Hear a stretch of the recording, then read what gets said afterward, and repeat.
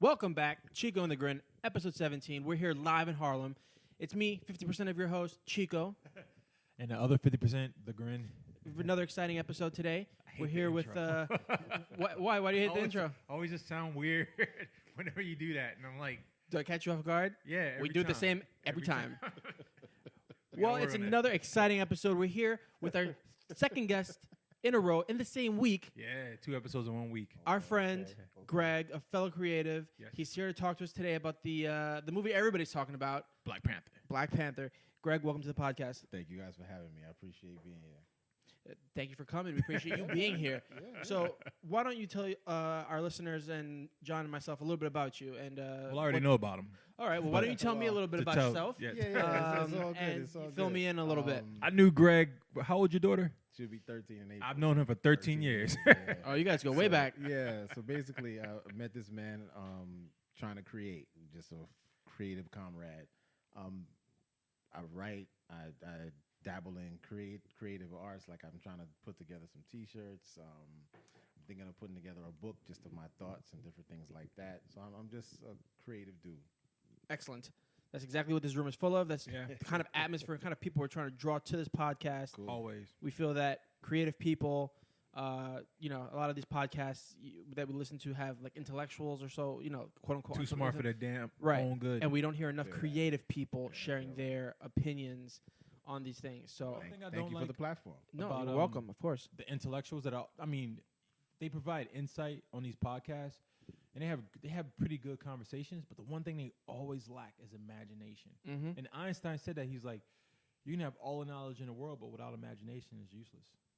Absolutely. Absolutely. I think, maybe it's a part of the brain that just they've closed off because they're focusing on intellect. Yeah. I mean, I think you need the balance. You need art. You need life. You need intelligence. All of that comes together to, in my opinion, create a better person. It's like I'm reading this book called Sapiens. And in the book, they talk about the difference between, one of the main differences between the Neanderthals and the Homo sapiens, because they existed at the same time. And they're like, even though the Neanderthals had bigger brains, they were bigger in size, they were more muscular, they were hunters, they could do a lot of things, but they just didn't have imagination.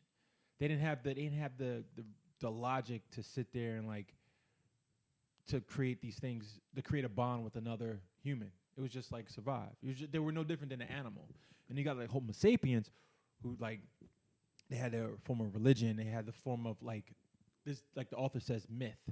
They could say, oh, well, this is from the gods. This is why we should do this because the gods tell us to do this. And that's where all bullshit was created. Well, they say, but they mention that. They mention that in the book, and they were like, that bullshit puts people into higher positions. That bullshit creates alpha males. That bullshit makes leaders.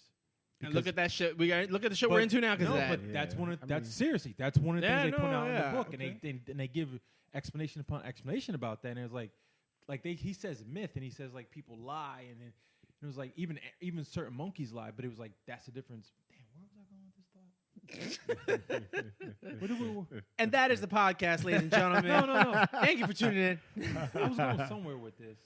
What did you say? Yes, We're talking about the balance of imagination. Yes, there we go. Sorry. Intellect.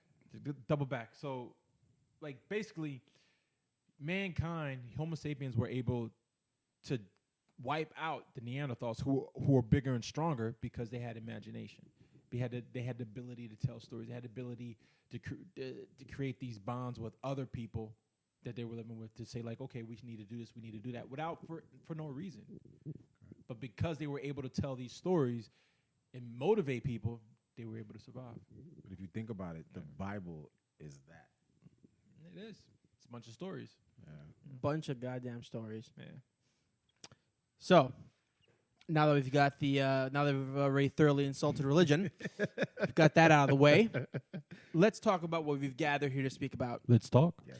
Black Panther. Yes. It's one of the biggest movies Marvel's put out. Ever. Not the Phenomenal movie. right. Yeah. Not the traditional movie that everybody's used to seeing, Not even close. but has climbed the ranks. Is up there. Yeah.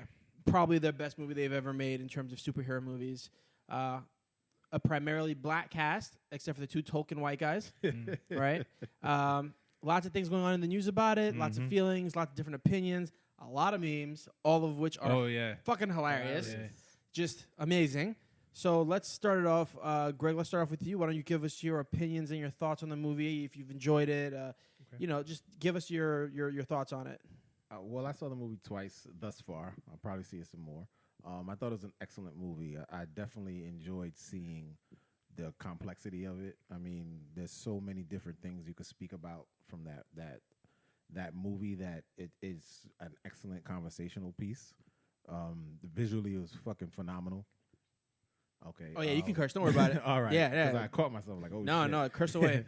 But visually, I thought it was phenomenal. I mean, the technology, the way they did Wakanda in terms of the architecture, the art, the music, everything was phenomenal. I loved the acting. It was great to see, even though women kicking ass in that movie. I enjoyed all of it. There you go. What about you, John? Same way, I was hyped from the trailer. Remember, I think we had I forgot which episode, but I just opened up. We were just talking about the trailer, and that was one episode where we just from the trailer we went to just looking at movie trailers throughout the whole podcast. After watching that one trailer, I didn't watch any of the trailers they released. I watched the first one and I stopped because I didn't want to ruin the movie. I watched that. I do that shit. now. I watched the first initial release for any movie I want to see. I watched the first trailer and I stopped because all these movies come out with like 9 trailers and you see the whole movie. I'm good with that. Just one trailer, I'm good. There's only a few trailers that I watched and got hyped for. It was like Afro Samurai 2. And then Street Fighter 5 when they came out with that because I was hyped. I love Street Fighter. And those trailers, I was like, Street Fighter 4, excuse me. That was a hype trailer because it was like they came out the 3D version. Anyways, the Black Panther trailer, like I remember they showed us a snippet. And I was like, okay, that's cool, right? And then they came out with the trailer with, I think it was a song by Vince Chase. Sorry. It was his song and for like the theme music for the trailer. And I was like, this shit is going to be bananas. Watched it so many times, and then going to the theater, I was like a little kid. My girl was looking at me. She's like, "You smiling?" I was like, "Hell yeah!" That first 5 minutes, that intro, was like, "Yo, that shit was perfect." It just kept spinning around. You just seeing shit, and I was like, "Wow, man!" It was. My whole thought through the whole movie, I was like, whenever they come out with an art book, I'm buying it. I want to see all the ideas that went into this movie, all the concepts, the fashion. So I was like, I got to buy the art book and the costume design book because I was like, I just want to see it all. I mean, we could talk about the different messages and the different undertones of the movie, but overall, it was like, looking at it, I was like, wow, this is how I felt when I first saw Lord of the Rings. This is how I felt when I was, it wasn't King Kong. What was the other movie? I think Pacific Rim was pretty cool. It wasn't great, but I definitely know there was always that feeling of seeing Lord of the Rings. And for me, that series was a great series visually to see in a movie theater. That was a movie that you need to see in the movie theater. So when I see something else that's just on that level, I'm like, this is how I felt when I saw Lord of the Rings. So all positive attitudes about the movie. Absolutely. Okay, because we spoke about I love the movie. I've seen it once. I'm gonna go see it again soon. Yeah, phenomenal. I've been listening to the soundtrack nonstop for the last since it came out. Yeah, I love that soundtrack. It's so good. It flows. Yeah. So every track flows to the next one so perfectly. I haven't heard an album like that in a long time. People hate on it too. Well, those people we're gonna get to in a minute. Oh man. So fucking nitpickers. Right. Let's just go right into that since we're there. So we all have had positive experience with the movie. Yeah. We all enjoyed it. We all enjoyed it for what it was, for what we think it is, for what it could be. And I think for what it's gonna open up in the future. Right. And what it's gonna lead to. Yes. What's up with all these people nitpicking about it? Because I've seen multiple people, and at first I was like, white people are going to be mad. Yeah. And some of them were. I was waiting for that. Right. But I was waiting for that but shit. Barely anybody who's been talking shit about the movie has been white. It's mostly been black people I've seen. Yeah. So why? We call them Hoteps. Well, I don't call them Hoteps, but that's their name. Hoteps. So explain. Yeah. I don't know where it comes from. Elaborate. I guess it's like Imhotep or some shit. Those Egyptians. The blacker than black dudes. And it's like, I thought, like, yo, man, you got pride. I get it. You got pride in your shit. Whatever, right? That's cool. But to overpick, it's first of all, let's get it straight. It's a superhero movie. Yeah. It's a fictional superhero movie. None of this shit is real. Of course, they threw in elements from all types of things. Of course.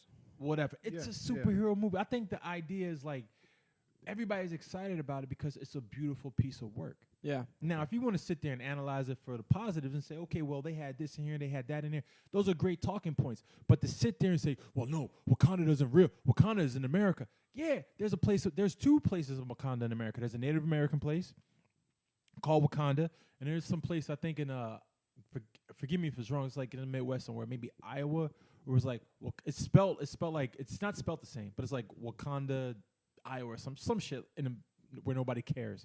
And they had a big old Black Panther celebration because of the name.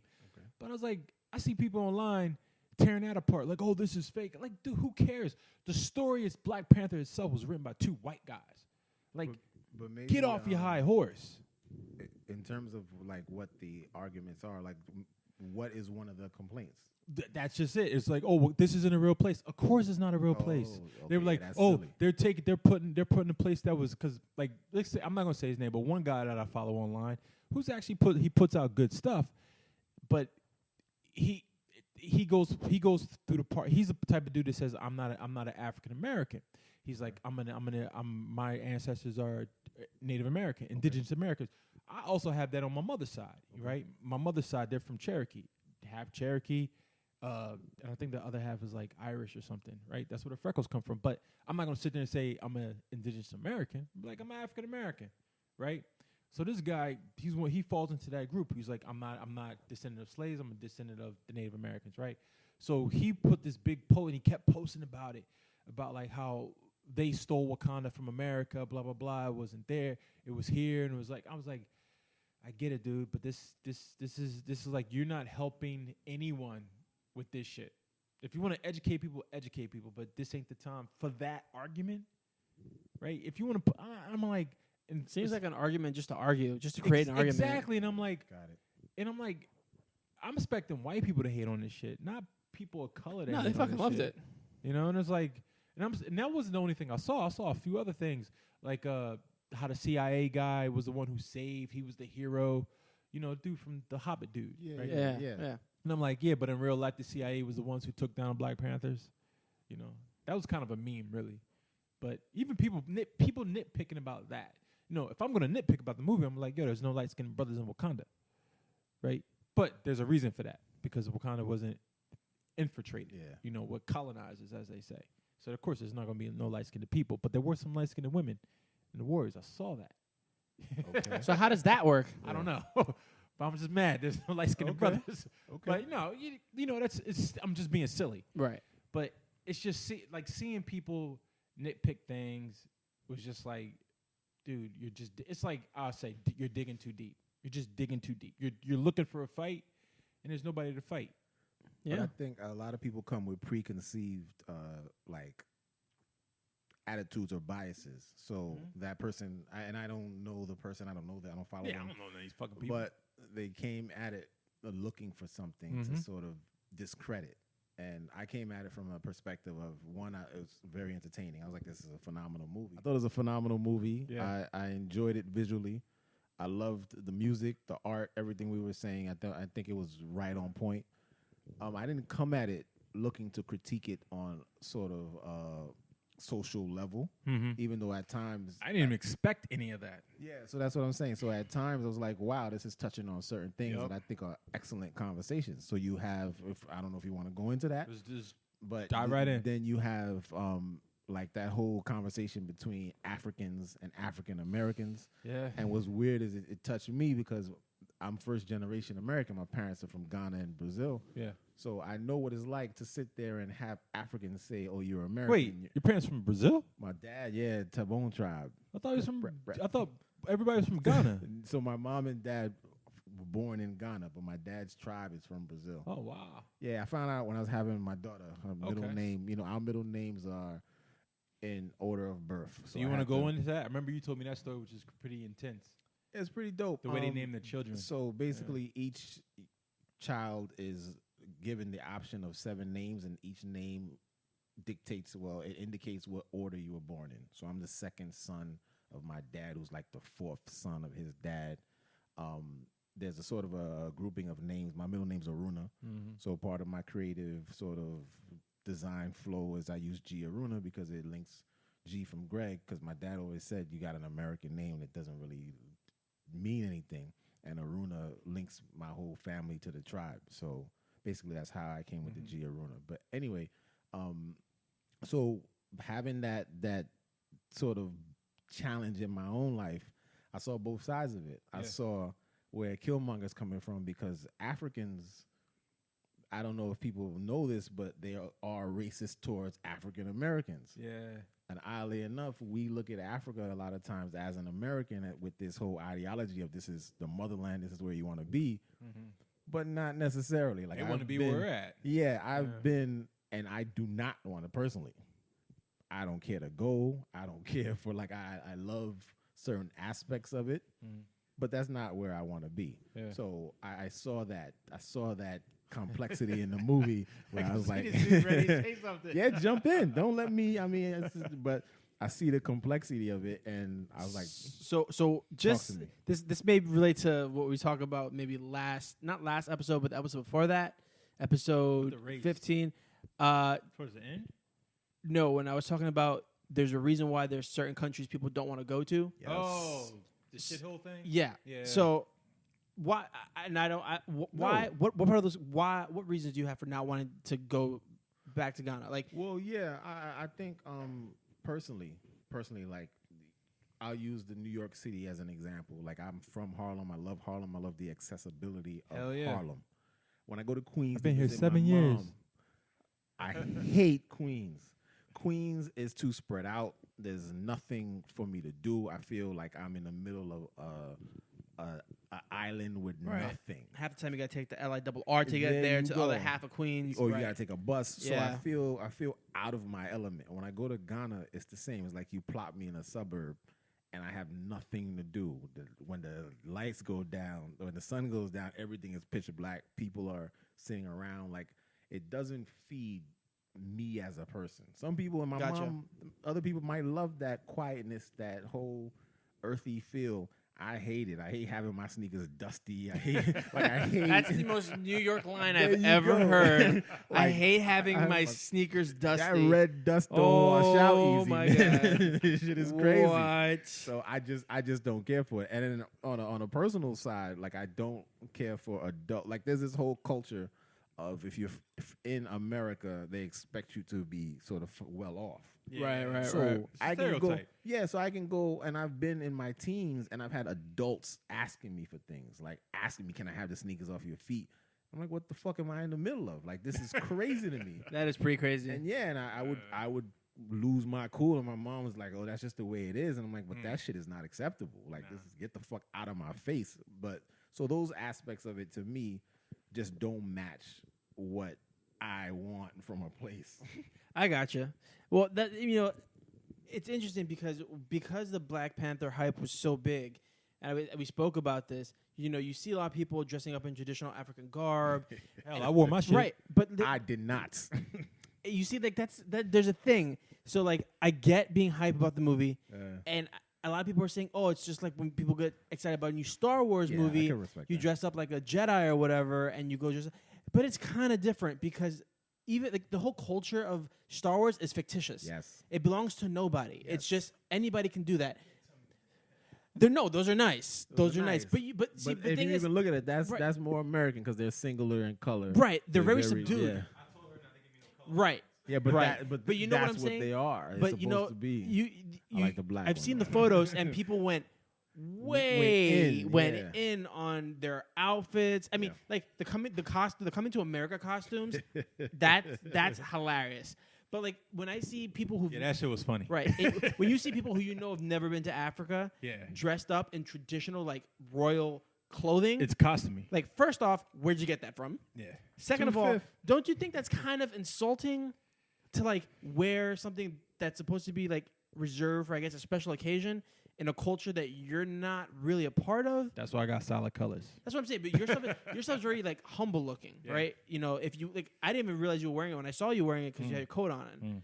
But like, you go to the theater and you're like in the bright outfit. Like, I'm not really mad at it, but it's just like, but it's one of those things. Hold on, to play devil's advocate, like culturally, that's what those garments are. Because I grew up in that. Like everything is loud, bright, colorful. It's festive.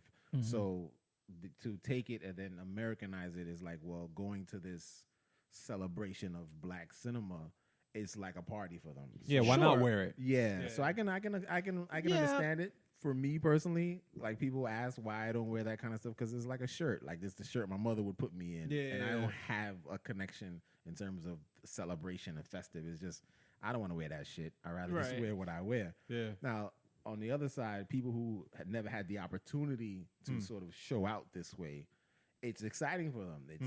It's like Star Wars. It's like, well, let me do what I feel allows me to celebrate it in the way I feel like I should be celebrating, and I don't knock that. I just personally am like, no, thank you. Like I loved it for the fact that people are appreciating their heritage, which is something that gets overlooked way too much. Like even you could look at the history of like blacks, African. I don't even like the term black, but African Americans in America, right? Being Afrocentric has always came in phases. Like I always remember the 90s, you know, the late 80s to like the 90s where everybody was like into culture, you know, knowledge of self and all that stuff. And it was like, but then it faded. Yep. You know, now it's kind of coming back. But I know Brooklyn's always been like, shit. I remember when I first went to Brooklyn, I was like, damn. They do it all the time. Oh, yeah. They don't mess around over there, especially if you go to the Caribbean neighborhoods. Yeah, but that's the thing. I think there's sections of pockets that are still connected to their nationalist sort of area. So that's like what it is. Haitians Nationalism. And I love it, and that's cool. I just wish it was like a regular thing rather than like this is a trend. Right. Like that's what bothered me the most is like, okay, so you're getting dressed up and you're celebrating, and that's fine. Even if you've never been, that's fine. But how often do you actually think about that culture? Like how often do you participate in that? How often do you consider yourself a real part of that culture that's not centered around a movie that's about that culture? Yeah. And when I saw that, you know, it's cool. I can appreciate it. I've done the dress up thing for the Star Wars. I get it. You know, you want to feel like you're part of the experience. Yeah. Even if I've never been to fucking Tatooine. What the fuck? Well, you know, I'm not a Jedi, but you want to feel part of it. But like for me, like when it comes to compare it to Star Wars, because it's the only other thing I've seen that brings out that kind of fandom. Is like I'm a Star Wars fan through and through. I'm constantly thinking about Star Wars. I'm watching. Like I watched the Disney show, the Star Wars Rebel show for children. Like it's a real part of like what I do to entertain myself. I read the franchise, right? I read the books. Like I'm a Star Wars nerd. Yeah. So like when you think about that, like if you're gonna go all out for the culture of Black Panther and you know do the whole African garb thing and you know. But like, is that something a real part of your culture, or is it just a fad for the movie and then you'll never think about it again? We don't know. Yeah, so that's this could be the catalyst that creates that change. Because I've seen now, you see a lot more people getting Black Panther comics. Yeah, you're starting to see like the merchandising. Like I said, I've downloaded them all. Shuri. Yeah, so this might be the catalyst that makes that sort of on the Star Wars level, where people now are like, well. You know, let me show up to this. Let me show up to this club in my little garb. And, right. Well, judging from what Marvel has done in the past and what now I guess what Disney is doing or what Disney has done, with every movie comes at least 2 animated series. The reason they do is like to hook the kids on to the next movie. Right. Okay. So the animated series, they're just like random stories to hold the children off, to bring into the new generation, to the new movie. It's a big marketing scheme, right? But it works. So I'm hoping from like this phenomenal response that they're gonna have an animated series, they're gonna have more comic books. Shuri, I believe she's gonna get her own spinoff. She has to, man, because she was even a Black Panther at one point. But the way people are reacting to her character, I'm like, yo, they have to do something with her to be like. And is that the character that was played by Viola Davis? No, not even close. No? I think her name was Letitia, right? The young sister. Yeah, she's British. Yeah. The one that makes him freeze up. No. That's Lupita. I'm confused. Isn't Viola Davis? She was the warrior. Yes. Was her name Shuri? No, Shuri was his sister. The girl with the braids. That had Go the with the panther braids. claws that God was damn it, shooting you the saw the claws. movie, right? Yeah. Wait. Say that again. She had the panther claws. She was Oh, his shooting- sister. That's what I oh, just said. oh. I think you said her sister. No, Yeah, okay. yeah, all right. yeah, All yeah. right. No, okay. That makes sense. I'm trying to figure out. You should have just said the genius. You should have just said Yeah, the genius. she was the Why didn't you just say the genius genius? behind They said, Black oh, you bring Panther. another broken white boy to fix. Why didn't you just say that? God damn it. Ah. Yeah, but her character she livened it up. Like she was hilarious. Yeah, she was phenomenal. She was So, hilarious. She was, you know, it's like I'm good for now. He just asked me if I wanted a beer. That's why. But no, it's see that little conversation that we just had about Afrocentric garb and way people were dressing. That was what 5-10 minutes, and we didn't even get into the quotes of the movie. You know what I'm saying? And I don't care. that's the funniest thing about the movie when I was watching it. I was like, is this a superhero movie or is this a Black History movie? This movie I'm like, had a it was lot of. complex. There were so many Yeah, elements. it I was was so like, yo, many is this elements a you could superhero talk movie about. or what? Because it was like such a standalone movie from Marvel. And I was like, oh, it has to mix in some other shit. And they sprinkled in like the beginning. Right. Yeah, they had And to sprinkled in his connect. father's They dying. had to mention Yeah. it because But I it was all like, ties in. Yo, they just said, fuck that. They got out of the way early in the movie, and then Yeah. they told a story, and they told something that had a meaning to it, which is very interesting. When I saw like you know, like the people online, the Black nerd group, that whole genre of people. That's what they're called. Black Oh, yeah? nerds. Okay. Yeah, they call them blurs. Oh shit! But it's like the YouTubers, the people on Twitter and all that stuff, and they were like, yeah, they all went to the premiere, they were giving their reviews, and they were like, they can't really talk about it because they signed the waiver, of non-disclosure. So they were like, yeah, they had embargo is the word. So they were like, they can't speak until a certain day, and then they can release like all the stuff that they saw. But all of them were like Killmonger. It was like, yeah, man. It was like Killmonger. He's the favorite. I was like, why is everybody so into the villain? Like, seriously, everybody was like, Killmonger. It's like you feel for him. He's a great villain. He did it. It was like, what the fuck did this dude do? But And then watching it, I was like, I get it, man. but even to call him a villain, like It's to tough. me, it's tough. It's tough. Because it's like he is a product of what was done to him and Yeah. his dad. So it's like again, you have this conversation where it's like, well, you have one aspect of Africans and one aspect of African Americans, and you can't sort of say one is more Afrocentric than another because you just have this clash, this sort of separation. So Killmonger's responding to the environment that he was brought up in, and part of that was T'Chaka. That's the dad, right? T'Challa is Black Panther's father? Yeah. T'Chaka T'Chaka. is response to killing his brother. Mhm. So, like Killmonger's relationship with this whole beauty of Wakanda is different. It's like they killed my father, you know, and then to look at the weaponry and everything they had, his dad sort of embedded in him, let's use this power, these resources to free our people. Yeah. But then he took his own anger. Like, again, we can go into so many different aspects of Let's this go. movie. It's beautiful. But then he took his anger and became worse than what I think he sought out to be. And that's where he lost me as well. It was like, all right, I get it, and I understand exactly where you're coming from. I feel it. It's like he just wanted to go to his motherland, right? It's like I don't feel like I say I'm an African American, but I don't feel that. You know, I don't feel connected. I don't feel connected, and I got I Africa tattooed on my arm. But I hear you. I know my history. I trace my roots, and I ain't talking about some so-called DNA genealogy thing. Okay. I trace my roots from my family all the way up to slavery, right? And I still don't have a connection, you know. And I trace one side up to the Cherokee thing, you know. And we got documents of that, but I'm like, I still don't feel a connection to them. I just feel lost. So it was like this character. That's the one thing that got to me. I was like, I couldn't believe they put that into a movie the way they did. I was like, they did a good job because it was like you're tugging at these strings that African Americans have in them. Yes. And I'm like, whoever came up with that idea was like, yo, let's pick at this shit that we know is there and put it in a fucking superhero movie. a superhero movie. But that's the thing. It's like, spot on. Like, fuck, man. That character embodied. When I saw that character and the backstory, I was like, oh boy. I was like, that's a big. Yeah. That character is a big symbol. Quick side note. I need to apologize. Yeah. No, I'm looking at the cast. You got the black people wrong. I was way off. I just read that. I was like, God damn, I'm a racist son of a bitch. It was not Viola Davis that plays the guard. I forget.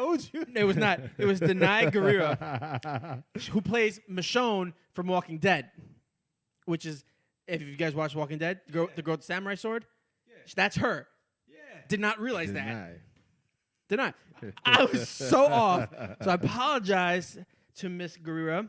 Yeah, just putting that out there. Just going to own that because I know somebody's listening. Like, this motherfucker this right motherfucker. here. Right here. So I'm sorry about that. We can continue. No, but I even thought her character was phenomenal as well because if you look at it. She was going to fuck up her husband. But okay. Yeah. Okay. So like for my country. Yeah. But. So this is, man, listen, I could go, so I'll start with Killmonger, why I respected him. Okay. Because when Claw had his girlfriend as a shield, he popped her, was like, my purpose is bigger than this chick. See? Oh. So I don't feel like. I'll let you finish. Love of Lovers about to come out. Yeah. No, because I respect that. So the thing I didn't respect about, oh man, let me look up his name real quick so I don't get it. See why you Googling that? I'm going to say this.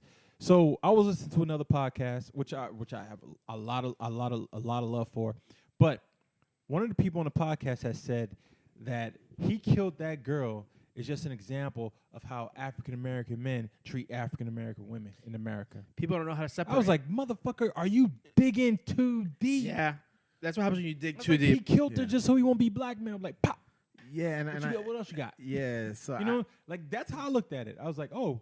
He's in a position, or it's like he did it because he didn't want to be held down by the white man. Okay, I don't know. See, I'm just saying you can dig that deep and find any way to spin it. So that's the thing, and it was a chick that said this, and I was just like, why? Of course it was. Again, preconceived sort of. She's coming at it from her own filters, and I think I personally am more of the my purpose is bigger than this person. Exactly. So I can see that. The reason I made that reference is because when Wakabi from Get Out was on the Rhino, he wasn't willing. Well, some people say the Rhino stopped. It did. Okay, I thought he stopped it. No. Okay. So I personally felt like he should have offed her because the same way she would have killed him for her country, he was killing his own people to sort of prove that, Wakanda needed to move in a different direction. Yeah, he would.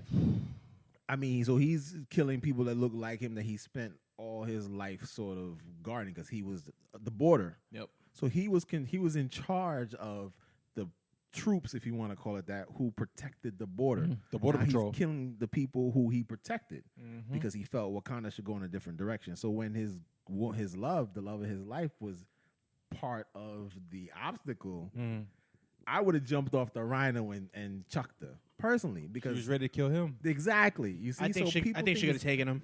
Yeah, but I think people think it's honorable that she was ready. She said, "I would have killed you for my country," but the same way that blogger saying Killmonger was wrong because Killmonger's whole purpose was to get back to Wakanda to fight for the throne. He had the right to fight for.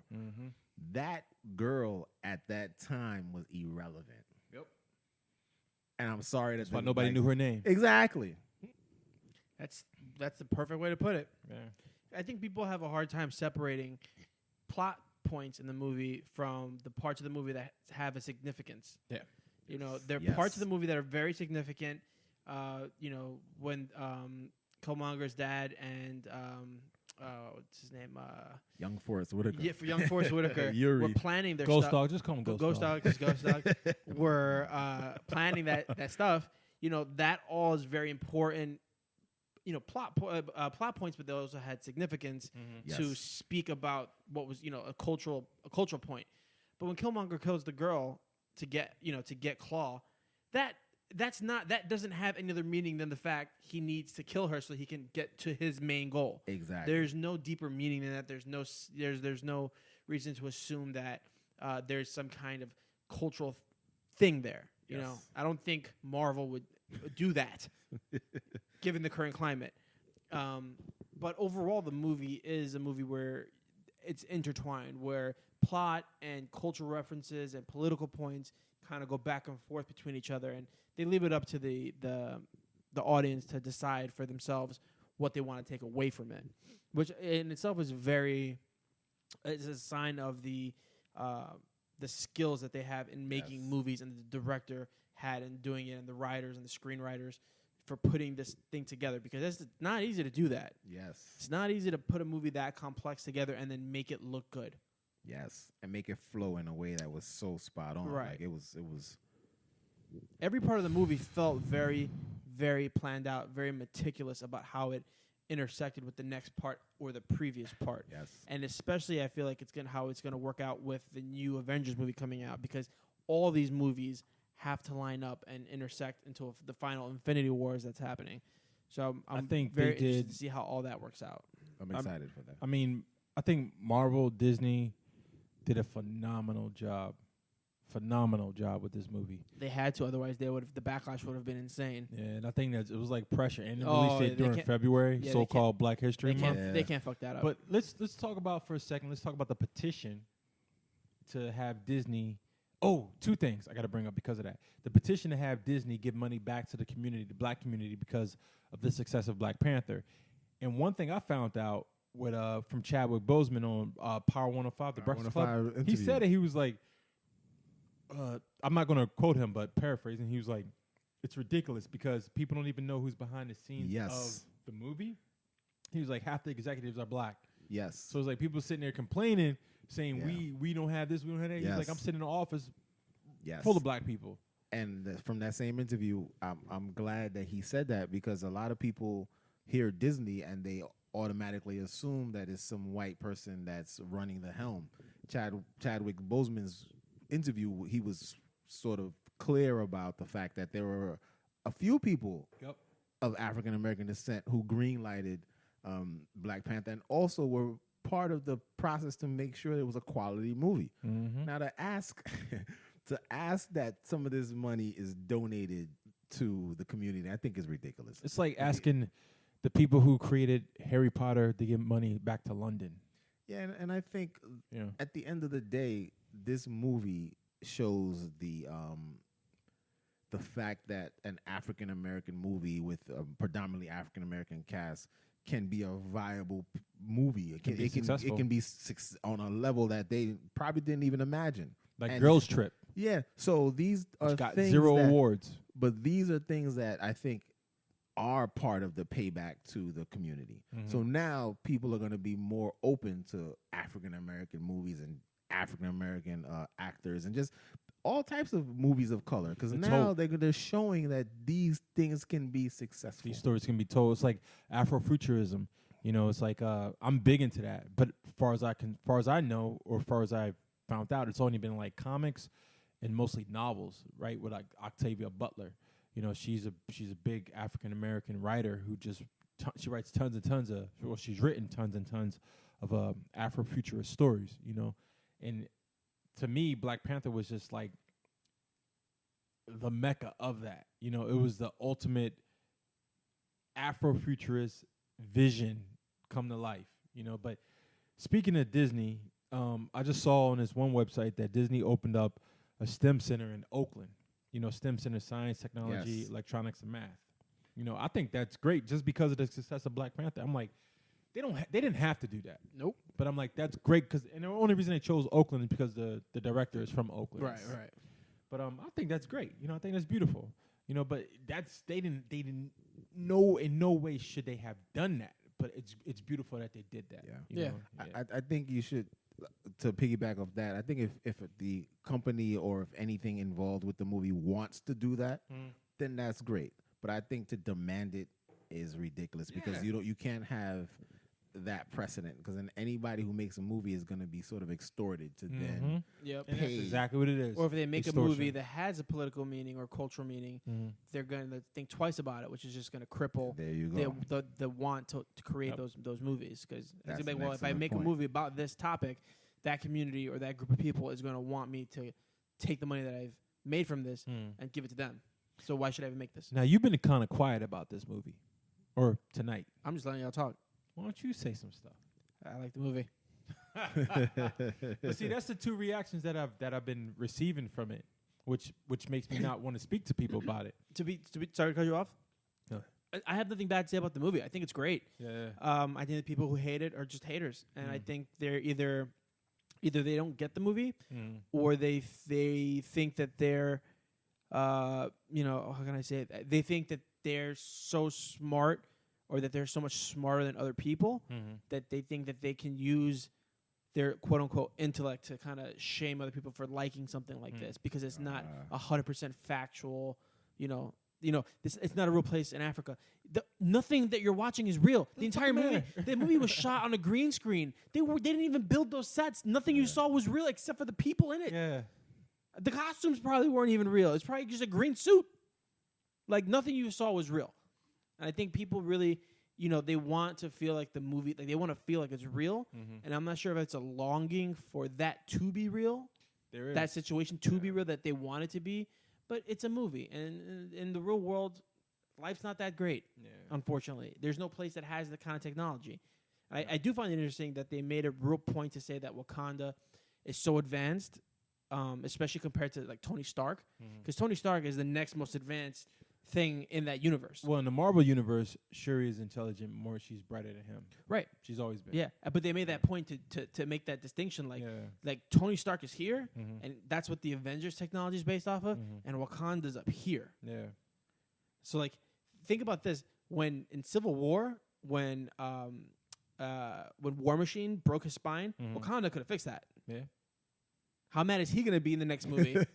How mad is he going to be? But there was how mad is Don Cheadle going to be in the next movie? movie? There was a picture of War Machine's new outfit. I saw. Yeah. Was it me, or did somebody else play War Machine before Yeah. Don? Somebody else did, right? Terrence Howard. Right. You know what's funny about that? that? In the first Iron Man, right? Check this out. So Terrence Howard, he played the first one, and then for the second movie, he was like, "I want more money." They were like, "No." He was like, "Well, I'm out." They was like, "Fine." They got Don Cheadle, and I think Don Cheadle came for less money. And then when he did the trilogy, he got the same amount that Terrence Howard got. Some shit like that. I was reading. That's I was like, weird. Basically, how much did Terrence Howard get to do the first one? Not much, and that was the problem because Robert Downey Jr. got $40 million to do the first one. Well, I just know when they put the money on the thing for how much everybody gets. But that's paid, not for a single movie. I think it was like maybe the second one. It's like but it's for like a deal. No, of movies. One movie. He got God it's damn. Like Chadwick Boseman for Black Panther. He got $500,000. What? Yeah.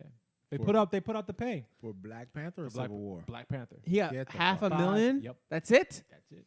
Yo, he better get a lot more than that for Infinity Wars. Yeah, I'm dead serious. That was one of the things I read about. I was like, wow, they put up the pay grade for all the top actors in the movie. How much did Forrest Whitaker get? I don't know. He didn't get that much. But the thing that actors get though, one of my friends explained this to me. He was like, it's like a thing called points. So even though what is this, Weight Watchers? No, but even though they get paid a salary for the movie, it's still like sold crazy, so they get a percentage. Oh, so they get royalties off ticket sales. Like Keanu Reeves in The Matrix. Oh, he got a crazy check just to be in The Matrix, but for all the money that he got back, he always gives it away because he was like, I don't need it. So you still get proceeds from the movie. $40 million to do Iron Man. That's what it said for Robert Downey Jr. He has to be the most paid one. Points. I guess. Oh, probably. Yeah, that's crazy. So then he must be the most paid Marvel actor, like the most paid. I think so. Yeah. And then behind him is probably Chris Evans for Captain America. Yeah. That's crazy that he only got $500,000 to do Black Panther. $500,000. That is insane. Yep. Wow. That's all I can say to that. Wow. Jeez. I mean, it's tough, but it's like you're a working artist, and what are you gonna do? You're gonna sit there and demand money and want to be like Terrence Howard? Yeah. Look what happened to him. Yeah, but it's different. He wasn't a leading man. Chadwick Boseman is a leading man. Oh, I saw him he was in a movie on Netflix called I Am King. Call Me King. Call Me King. That was fucking dope. shit up. He was an wrecking action flick. shop. Was it? Yeah. It's on Netflix? Yeah. He's from South. He's African. I can't tell you a story, but he's from South Africa. I can't. No, you can say that No, part. you can't. Yeah, but you can't tell like. Yeah. In the movie or in you real don't know life? to the end. Yeah, Like, yeah. In the but in real life, So- is he actually African? No, he's from Oh. South Carolina or something like that. He's just a hell of a fucking actor. It's all fake. Nothing's real. Yeah. Nothing is Yeah. real. If these people, if the people who are hating the movie want to be real mad about it, Yeah, they could could've be used the real they African. They could be like, none of these motherfuckers are African. Yeah. They're all American. They use people not- from yeah. Caribbean, South Yeah. America, But none of them are Europe. but are any of them actually African? Nakia's yeah. character, yeah. Nikita Longo. Yeah, and Nikita Longo. Okay. I keep saying this wrong, Damn and it, I'm African. T'Chaka. Okay. Yeah. 2 people. As far as I know. No, there's probably There's a few couple, more. but not a lot. Yeah. But that's also the beauty of the movie. It's like they use black people or African people from all over the globe. How Yeah. hard do you think know. Michael B. Jordan had to act to do that role?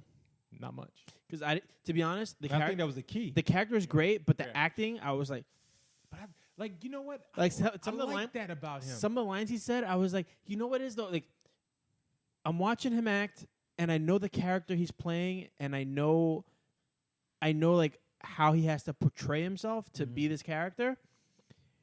And the one line that stands out to me is when he goes, Hi, auntie. "Yes," and I was like, it was a great line. Great. And I was like, that's when I was confused. I was like, is he the greatest actor or the worst actor? I don't know. I looked at I it as don't like, know. This dude is That was American, yeah. and he's an African. Yes, but He's doing that's American why. shit. Yeah, that's why I was like, that's the most American thing I could have Yeah, seen. exactly. The only thing that he was missing, if like he was standing there, he should have been wearing Jordans, and I would have been like, But he was a soldier. yeah, but so he's still, gonna wear boots.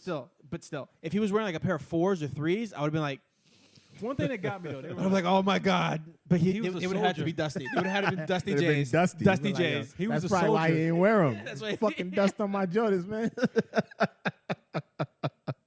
I ain't bringing my good shit out there. He's wearing I don't. He's wearing the Jordan 4, the Spizikes with the Spike Lee Oh, put yeah. glasses the on the back. bullshit. It's like Yeah. Mars. Them shit's just bullshit. I have a pair of those at home. Oh, from Mars, man. yeah. he was supposed to be a soldier who went to college, but he also went to grad school in MIT. Yeah. I didn't get that. Yeah, I no, was that like, why'd you throw that in there? yeah. And I don't he know. was a SEAL, and I was like, I don't know. I feel like that was just. I've met a lot of that's guys. me nitpicking. I've met a lot of guys in SEALs and in like the higher ranks or Yeah.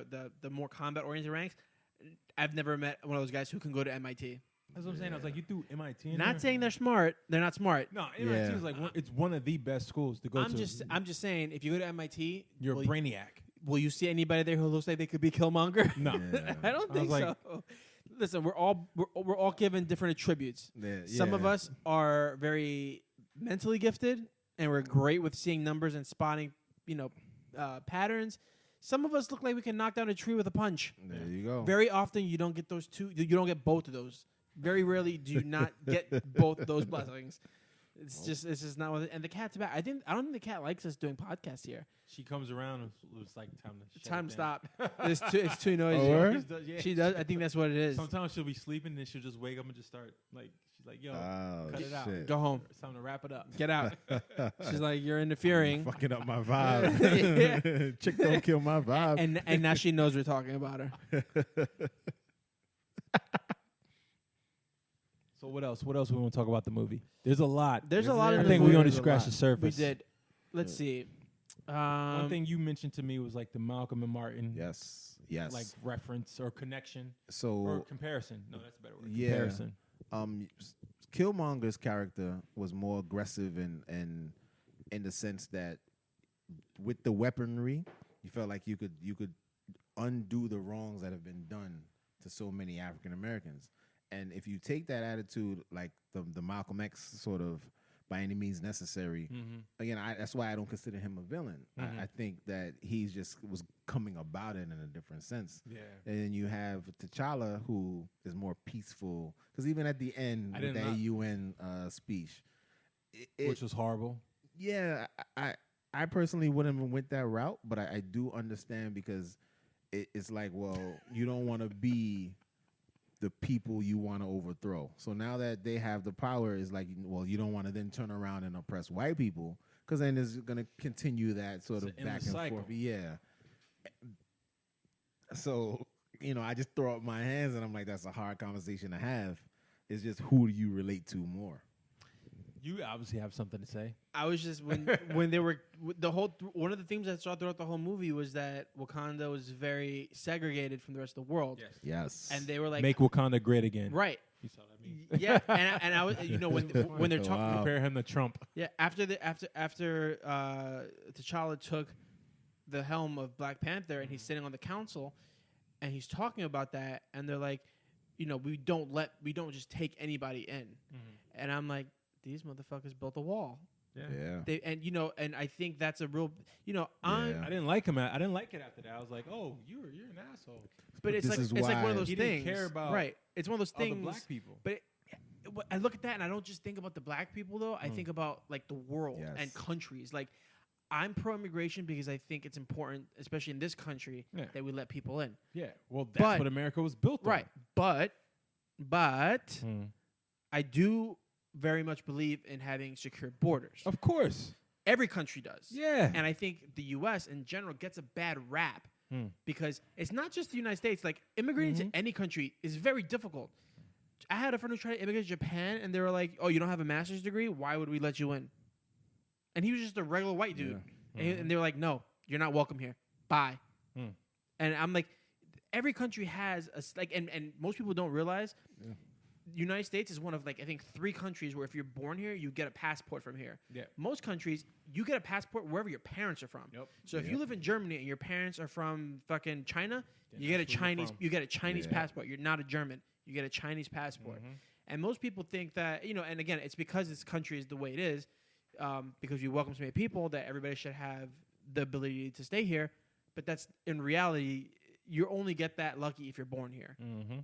If you come here illegally, even if you're born here, they can deport your parents. They can, yes. You're only safe if you're born here. If you popped out your mom's vagina and you landed on this piece of dirt, you're one of the luckiest people on the planet. Unfortunately, I mean, it's great to live in other countries. I'm not shitting on. I mean, I'm shitting on most countries, but this is one of those countries where people come here on purpose to have babies here on purpose because it gives their kid that kind of advantage in life in general. And when I watched the movie, I was like, that's interesting that the most advanced country in the world, nobody knows they're that advanced, but the advanced country in the world has these strict rules. They have the wall. Because they know if they just let anybody in, it fucks it up. Yep. And it's very interesting to see that and then see how they kind of change it throughout the movie and how that's such a big theme throughout the movie. You know who really had a rant for that? I don't know his name, but it wasn't Alex Jones, but it was a guy who works for Alex Jones, one of his correspondents. I listened to for about. Greg? Do you know? Okay, Alex Jones. He's like I don't know what to call him. He's a character. Okay. For alternative news, but one of his correspondents went off, man, on this rant about Black Panther and how bad it is. And he was the only guy who really came out and said how bad it was, but he wasn't really saying it was bad. He was just comparing it to Trump. How the wall, segregation, the immigration policies, the way the people are. It was all these characteristics, and I admit, like, after listening to him, I was like, okay, well, he does share some aspects of what Trump is doing and what the state of America is going into, or martial law. But I was like, rest of that, he was just reaching, reaching for like controversy. But it was interesting to hear for about 5 minutes. That's about it. It's a hard conversation to have because it is a complex. It is complex, yeah, very. And what's interesting is the, let's keep what we have to us regardless of what's going on in the world. Which is nonsense. Yeah, so if you think about it, think about this. No Wakandans have ever been slaves, right? So slavery happened all around them. They were sitting on this weaponry and this. They could have stopped it. Yes. So how do you then justify? Which they touch on in the beginning of the movie. So this is 5 minutes. Yeah. It's like they knew about it. Yeah. So this is the thing. So this is nothing. why I say Killmonger, is he wrong? Because everything he said, but again, then the anger of Killmonger is what people destroyed him. Yeah, what people can disconnect from, because he burnt the flower. You know, he sort of killed off the opportunity to have more Black Panthers. But he took the training that he was trained as a soldier and took that and then used that to make him a little more vicious. He did win that fight, fair and square. Yeah. Yep, he kicked his ass. But that's what I love about M'Baku's character. Because M'Baku, man-ape, M'Baku's character, when Queen was saying that my son was murdered, the first thing he said, well, was it a fair fight by ritual law? And the answer was yes. So his response was, well, he wasn't murdered. And then on top of that, again, when you talk about the sort of segregation, the Queen never once acknowledged the fact that man, Killmonger, has a right to that throne. She kept saying is an outsider on the throne. Everybody kept saying there's an outsider on the throne.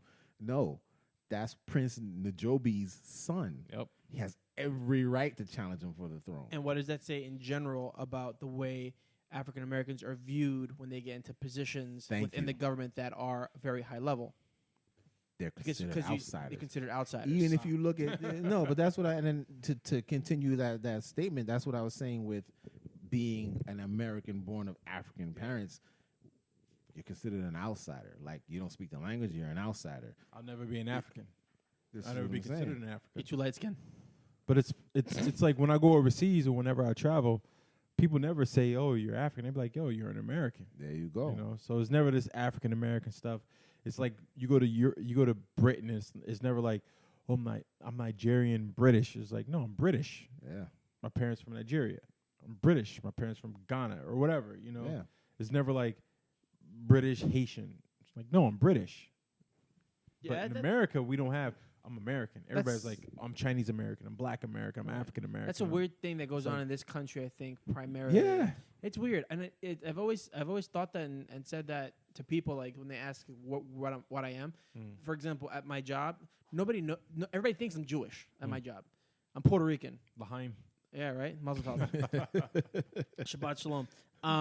But my family's Puerto Rican. Yeah. But the majority of them are born here. My parents were born here. I was born here. My brother was born here. I'm American. You're New Yorkican. Right. But when people ask me what I am, I'm like, I'm American. And they're like, no, but like, what are you? I'm like, I'm an American. I was born in Brooklyn. I was born on U.S. soil. I wasn't born on the island. My family's from there. So if you're asking heritage and genealogy, then yes, I trace to Puerto Rico. Yeah. But I mean, I even trace actually to Italy, but that's a whole thing. But I'm an American. Like, when people ask what I am, I'm an American. When I go anywhere in the world, people look at me, instantly, I'm an American. Nobody knows what the fuck Puerto Rico is. They're like, oh, America, Yeah, America. Yeah. Like, what color is your flag? Red, white, and blue. You're an American. Yeah. Or that, or you're Cuban, but you don't look Cuban. So too light. Right. And I don't have a cigar in my mouth 24/7. And a beer. Right. So it's like, it's one of those things. Like, when I talk to people, I don't ever ask them, like, what are you?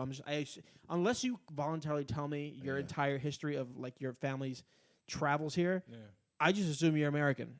And when people, like, I think when people refer to themselves as African Americans and they're born here, I think they're doing it as a way to kind of pay homage. That's what I was saying. But, like, when you come down to it, it's like, you're American. Like, you're part of if you were born in this country, you're an American. We touched on this in I believe episode 15. Towards the end, we were getting into some race stuff, and I was like, yeah, it's like, I don't like the term black because black doesn't mean anything.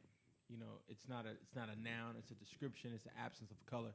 I don't like the term African American. I would rather just say I'm an American, but it's easier in this country to be like, I'm an African American. Yes. Right. Because when I go other places, they're like, "Oh, you're an American." It's never African American. It's like, what the fuck is that? It's like, you're an American, But here, it's like everybody's. We are hooked on race, even when we don't want to be. We have to deal with race. We have to deal with race issues because it's imposed on us. Yes. Instead of just like, just living as human beings as we should be, it's like, what are you? Where are you from? Where are your parents from? It's like, I'm from here. My parents are from here. No, but what did they do? It's like, why the fuck does that matter? I was asked once. It was like, oh, where are you from? I was like, oh, I'm from here. from Philly or whatever. That's what I normally say. When people are like, oh, no, you sound like you're from the South. Fine, I lived in the South for a little bit, right? Oh, where are your parents from? My parents are from here. Oh, where are their parents from? My parents from here. Where are their parents? I'm a descendant of slaves. What else do you want to know? You know, like what is it you trying to find out? Like, that's my history. You know, right. Like, but people have asked me that shit. I'm like, but it's funny because when you speak to a female, it's kind of disrespectful to be like, oh, where are you from? I'm American. Oh, well, you look like you're from somewhere else. Nah, I'm fucking born here. But people can ask that of us. It's like a double standard, right? Okay. It's like, shit, man. Why can't we just be who we are? But we can't, you know. Yeah, but I think I'm going on a rant, but but I think race is part of the wheels that sort of turn our society. So people want to be able to label you and put you in a category so that then they know how to approach you and sort of, it's gonna sound crazy, but then put a value to you. Yeah. To say, okay, you're this, so you're only good for this, or this is what you do or do to society or society does for you. Like there's a lot of different nuances to race, and I think this society uses race as sort of justification for a lot of different. It's like things. A caste system almost, right? Like back in the day, they had the blacks. Like if you're darker than a paper bag, right? If you're darker than a paper bag, it was like, oh, you're bad. If you're lighter than a paper bag, you're good. It's the same, but that system still goes on. It goes on in Puerto Rico. I've seen it. The darker Puerto Ricans discriminated against from the lighter Puerto Ricans, right? Brazil's known for that shit. Yeah. You know, they hate dark skin, you know, even though they have African heritage, right? Happens everywhere. I saw a documentary about Haiti and the Dominican Republic that kind of blew my mind. Same place. Yeah, but they'll get on sort of border patrol. There's this whole system. So like if you're darker than you're Haitian and you have to prove that you're Dominican, it's another way to sort of keep people in categories. Yeah, it's 100% bullshit. And yet it perpetuates throughout history. Yes. It's something that has never gone away. And unfortunately, I don't think it's ever going to go away. No, it's not going to fade. I think it's a fear of seeing something that's different from you, and it's just like I think it's like a primal thing that evolved into racism. I think it's like a racism is primarily a modern thing, believe it or not. But I think they've changed. Like you know how there's that fear that you get of something that you're not the unknown, the unknown. And when you see someone or something that you don't exactly relate to, it becomes the society has turned that fear into racism. They've combined those two things together. I can't quite figure him out. He's a threat. Right. What did he do? I don't know. He didn't do anything. He just I'm scared. I don't like his presence or his aura. You know, I don't like the way he said he doesn't fit in. He doesn't fit in around here. You know, it's one of those things. So like if you look like. If you just take the idea of like an all white town in like the middle of nowhere in America, like just old white people, and then you put a young black man, like let's say just a diner, all these old white people in a diner, and one just young black man walks in, sits at the counter.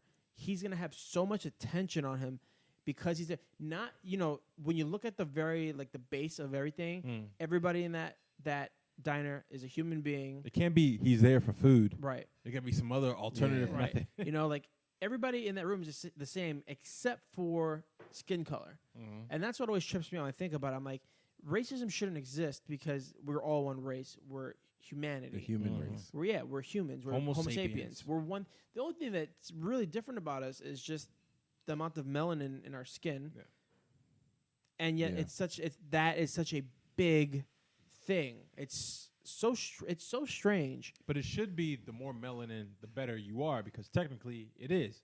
It's like the more melanin you have in your skin, the less the chance you have to get skin cancer. The less chance you have a better chance of surviving. It's like the reason we have these different skin tones is all from environment, right? If we all stay in the South where the sun is beating on us, we will all be a similar complexion. Yeah. You go into the North where there's not a lot of sun, we will all be a little lighter. It's genetics, right? Right. It's evolution. Yeah. You evolved to survive in your landscape. In your environment. It's like certain people who come from, in like South America, they come from the hilly area, they're short. They're not tall, they're short. You can always tell like the immigrants who live in a hilly area. It's like you see them in the city, you're like, damn, motherfucker's short. Like, where you from? And chances are they come from like a mountainside, right? But you know what? Let's take it back to Black Panther. Okay. We're gonna go down a rabbit hole of just, and there's nothing good is gonna come out of that conversation. Okay. Yeah. Well, I mean, this conversation evolved from Black Panther, so No. it's It relates. it relates. It all relates. Like Killmonger he was just not welcome. You know, I hope that one day, you know, I plan on visiting Africa. I'm not sure where I'll go yet. You know, my girl, she's been tons of times for work. And, you know, I hope to go, and I hope to have like a good experience, you know. I think you'll have a good experience. I think it's great to visit. I think me personally, because I went with family, my experience was different. I went to places that as a visitor I wouldn't have gone. Like I would have stayed in the sort of city popular popping areas as opposed to going into these little Countryside shithole areas.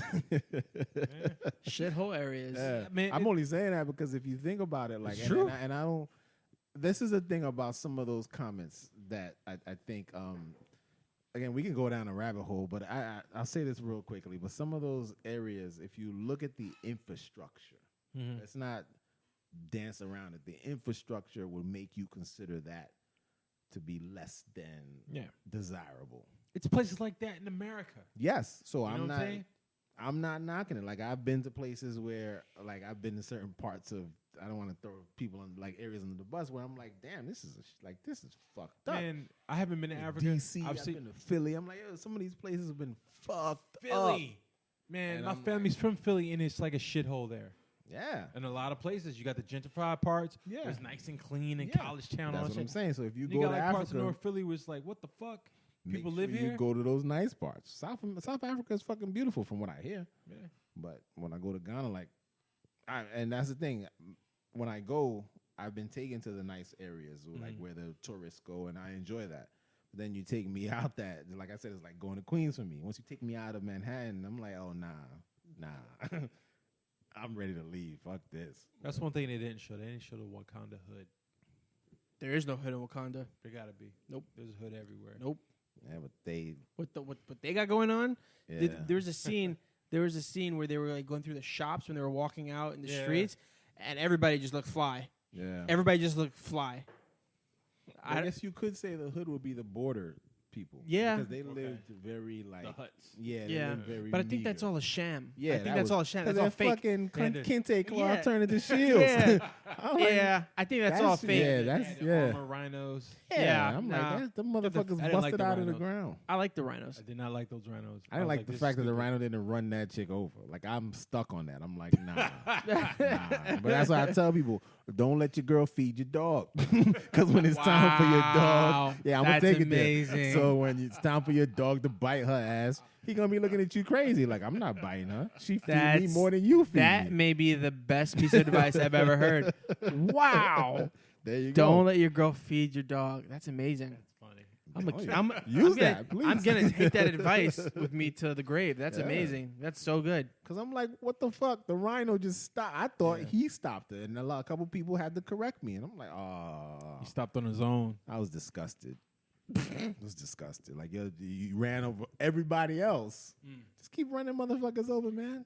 I was expecting her to like throw the spear right into the rhino's eye. Yeah, like I would have respected that more. I'd be like, well, You know, one thing that got to me, the way the main villain died, and I don't mean Killmonger, but the other villain, the one-armed guy, Andrew Claw. Sudeikis, what's his name? Yeah. Spiegel. Yeah. Claw. That dude, Claw. Because they built it up that he was going to be a main villain, a main guy throughout the movie, and then he just Well, he was Early a main scenes he was villain just killed. in the comic. in Avengers: Age of Ultron. He was in it. Yeah. Maybe I'll see that again. Yeah, he was. I didn't in even remember him being. He in was in Avengers: Age of Ultron, and that's when they first introduced him as the guy who has vibranium from Wakanda, and they kind of alluded to that, and they brought him into. Shit, I gotta watch that movie again. Well, it's an older movie. It's been Yeah. out for a while. I know I watched Civil War. I've seen Civil War like Yeah. 12 times. Yeah, but I've seen it. I think on Netflix alone, I've seen it like 6 times. and I went to the theater and saw it at least 3 times. Wow. Civil War is one of my favorite superhero movies that they've ever made. There's just the fact that you have Captain America fighting Iron Man, and then that scene towards the end, like when I saw the trailer for Civil War and it was Bucky and Captain America beating the shit out of Iron Man, I saw it, I was like, oh my god, because I read all of Civil War in the comics. And the movie's very different from the comic book series, from the actual Civil War that happened. But when I saw that, and I saw fucking Bucky with his metal arm reaching in and grabbing the little piece around his chest, I'm like, oh, I hope he kills this motherfucker. I hope he fucking just rips that fucking magnet right out his chest, and those little pieces of metal go into his heart and tear it to pieces. I don't like Tony Stark. What did y'all think about the post-credit scenes? I thought they were good. Yeah. I thought they were really the White good. Wolf. 2 of them. Yeah. Did you guys see both? The White Wolf. The White Wolf. Yeah. Wait, what White Wolf? That's what they call him, man. It's like, oh, the White Wolf is up. Oh, because Bucky. Yeah, because okay. From what my girl told me, apparently the White Wolf is a character that works with Black Panther. It's like one of his closest allies. That I'm called not the White Wolf. That I'm not familiar with. I was like, oh, really? Yeah, but when I saw Bucky get out of the tent missing the arm, that's what they call him. I'm like, he about to get a Wakanda arm. Yeah. Oh, I did not see that. So that was after the UN part? Yeah, it was the UN, and then it was one after that. Motherfucker. You gotta stay to like the very end. Turn the lights on. Turn the lights on. Motherfucker. They had the lights on. I had to for pee. the UN. I had to pee so bad. And I'm like, what I'm like, there's another one. I saw it twice and I missed that shit. You know when you got to pee so bad, you start rocking back and forth.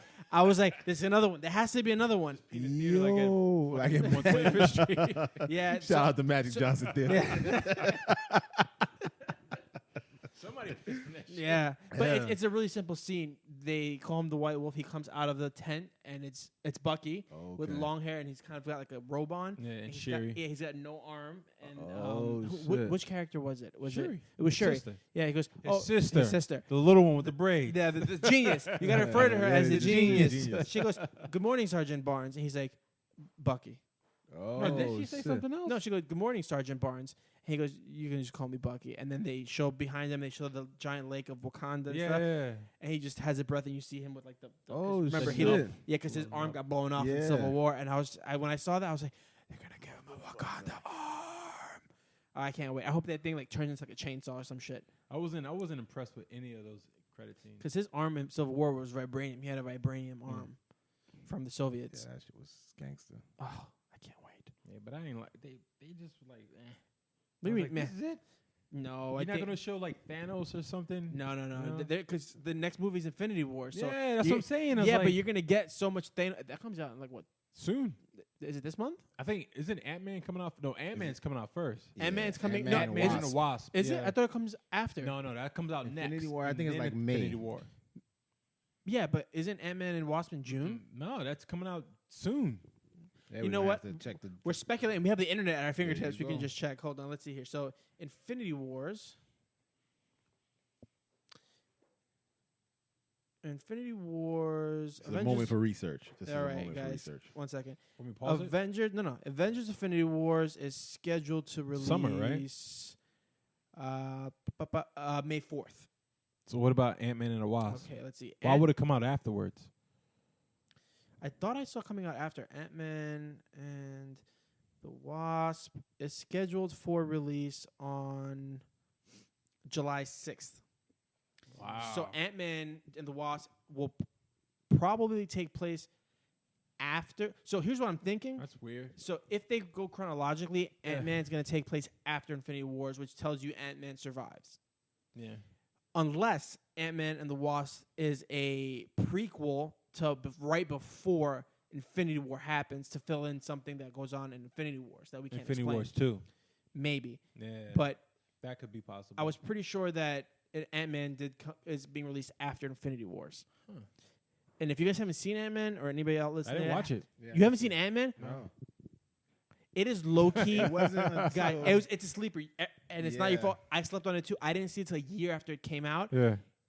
one of the best Marvel movies I've seen. It's Paul Rudd is so, and it's not even Paul Rudd. It's the Mexican guy that he played. That when they always making the memes about. He's so funny in that movie. Oh, shit. I saw that movie and I'm like, yo, I should have seen this shit in the theaters. It was he came to the school to train yeah, jiu-jitsu. I saw him at the school, and then Mexican. Yeah, and then the very next day I saw him. I was walking down to drop some film off at the lab, and they were filming, and I saw him. I was like, yo. I saw you at the gym yesterday. He goes, hey, how's it going? I'm like, filming a movie? He goes, yeah. He's like, yeah, that's what I do. I'm an actor. I'm like, oh, yeah. He did, is one movie I want to see from his was, it's not Have you seen him in End of Watch with Jake Gyllenhaal? Yeah. That's not it. He did, he was good in that movie. Was it That Cesar shit. Chavez? Mm-hmm. The migrant revolutionary guy? Che. Yeah, no, not Che. Cesar Chavez. For the migrant workers in California. Mm-hmm. He played him, man. But I was like, it came out a couple years ago. He's a good actor. And it was a sleeper. like they that. said he should have got nominated for an award for that. You guys need to go watch Ant-Man because that movie was so good. Huh. No, seriously, it's very good. After Civil War, I was like, let me go back to it. But I just never got and to it plays into Avengers. There's a scene with a Avenger. Okay. He has to infiltrate a building. Okay.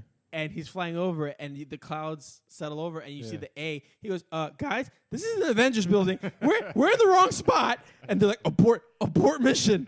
Abort. It's so, like, Paul Rudd makes the perfect Ant-Man. It's so good. I just watched Thor Ragnarok. That was good. I liked it. Yeah. That first scene was a little much, though, when he's hanging, spinning. Yeah, and he's like, hold on, I'm going. Like, I thought you could definitely tell it was like they were going for comedy. Yeah, but Jeff Goldblum. I don't like him. Yeah. You don't like Jeff Goldblum? No. You don't like Jeff? You don't like Jeff Goldblum? Fucking fly? Yeah. That's the fucking fly, man. Faster. Must go faster.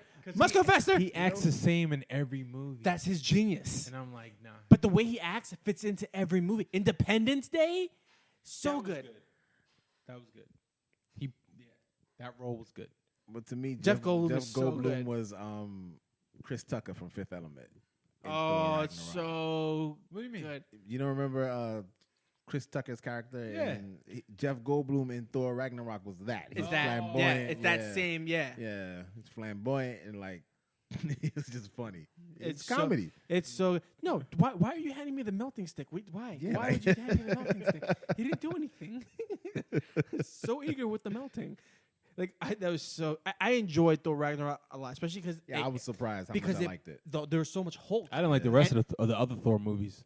Yeah, no? Nah. I like the I first. thought- I like the first one. I I only didn't. saw it I because of didn't. the hype. I didn't like the Dark World. I did not like that one. I like the first see one. it. I like Thor. I think Thor's a badass. I saw the first one in the theater, and the rest of them I saw online. What's funny? And then Ragnarok only saw because of all the hype. And I was like, I gotta watch this. Ragnarok- Let me go check it. The soundtrack for Ragnarok was dope, Yeah. and I like that he spoiler alert, lost his eye, Yeah. and he got the short hair, and now he looks like fucking his dad. It's cool. Yeah. Yeah. But what was I gonna say? Fuck. I just lost my train. There was something I was just about to talk about. Thor Ragnarok. The first one. Oh, when everybody was complaining about all the white people initially were complaining about Black Panther, and the one guy was like, "Why does he gotta be a black guy in an all black society?" Blah blah blah. And one guy goes, "Yeah, imagine if there's just a white." The guy goes, "Imagine if there's a white guy surrounded by white people, and all of them are gods." Yeah, it's fucking Thor. They made it twice. Or the gods of Egypt. Yeah. They were all white. Oh shit. Except for That's- Chadwick Boseman. You know that movie was so horrible that the movie theater, not the movie theater, but the company apologized. Wait, which one? The Moses movie? No, Gods of Egypt.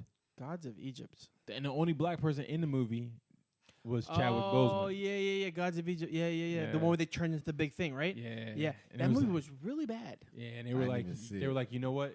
It was culturally insensitive of us to do this like that. Yeah, they issued out a statement. They were like, Oh wow. yeah, we fucked up. The visuals on they it owned were it. dope. The visual on it were dope though. The visuals, the CGI. I was impressed. But and to piggyback on that, they're doing a lot of remakes this year. This I'm year's so gonna be tired the of year of remakes. Oh, A sorry. lot. You know what's coming out tomorrow? What? Death Wish with Bruce Willis. Bruce Willis. That actually looks good though. Does That it? shit looks- I don't That know. shit looks good. I That saw shit it. looks good. I saw Yeah. so I'm super excited about it because I like violent movies. Because John Wick is maybe one of my most favorite things, aside from my love for Keanu Reeves, my undying love for Keanu Reeves. which I've got a lot of comments about. But like, people are like, you really like Keanu Reeves because that podcast, you would not shut up about him. How come they always comment to you, but I don't get to see this shit? Because I don't know, maybe they also love Keanu Reeves. I think Keanu Reeves is a dude's dude. Like you can't. Yeah. And he's the fucking he started dude. his own motorcycle. Yeah, like that's what I mean. Yeah. He's a dude's dude. Like if he walked in, he'd be like, "Can I have that?" yeah, he'd be And like, "Can I have that last beer?" Like, go ahead, man. Yeah, go ahead. I think that's what would happen. Okay, cool. You guys like John Wick? They're gonna remake Superfly.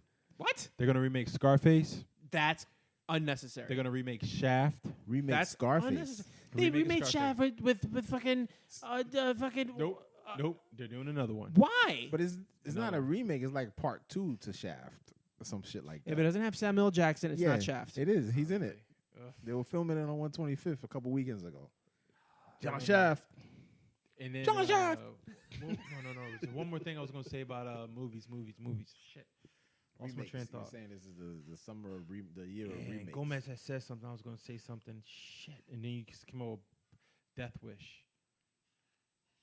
Damn it. It'll come back to me. But Death Wish was good. I think I'm gonna go see it tomorrow after work. Actually, I should probably buy my ticket.